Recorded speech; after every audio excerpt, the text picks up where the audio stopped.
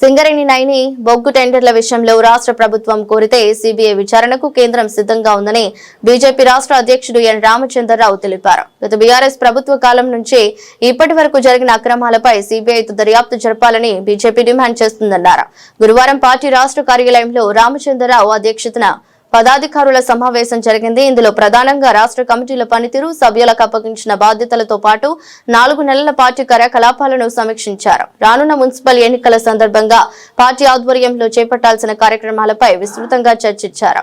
కేంద్ర ప్రభుత్వ పథకాలను క్షేత్రస్థాయిలో వివరించాలని ఆయన నేతలకు దిశానిర్దేశం చేశారు. అలాగే అనుబంధ విభాగాల పనితీరుపై కూడా సమీక్షించారు. బీజేపీ అగ్ర నేతలతో 2 ఉమ్మడి జిల్లాలకు 1 చొప్పున 5 భారీ బహిరంగ సభలు ఏర్పాటు చేయనున్నట్లు వివరించారు.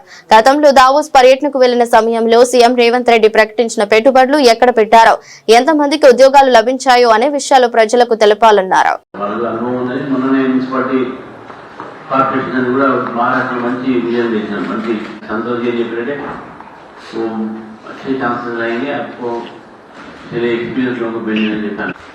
ఇప్పుడు ఇలా వచ్చిన సమయంలో మనకు మెటీరియల్ కూడా కొంత వచ్చే అవకాశం ఉంది. Manifesto, each municipality manifesto, charge sheet, state manifesto మనం చూడాల్సిన అవసరం ఉంది.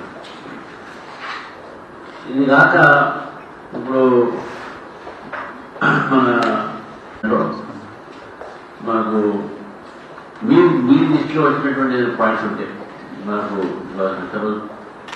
గవర్నమెంట్ స్కీమ్ అది మున్సిపాలిటీ లేవనుకుంటుంది.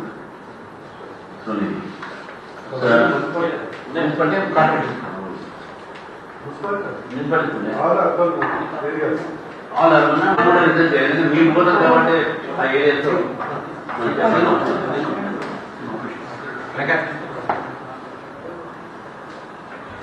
ఇది ఒకటి.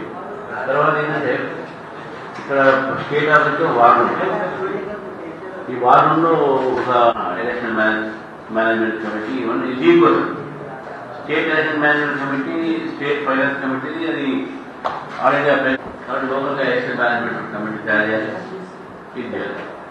తర్వాత మనము ఏ జిల్లాకు పోతామో ఆ జిల్లా సంబంధించిన లోకల్ కోఆర్డినేషన్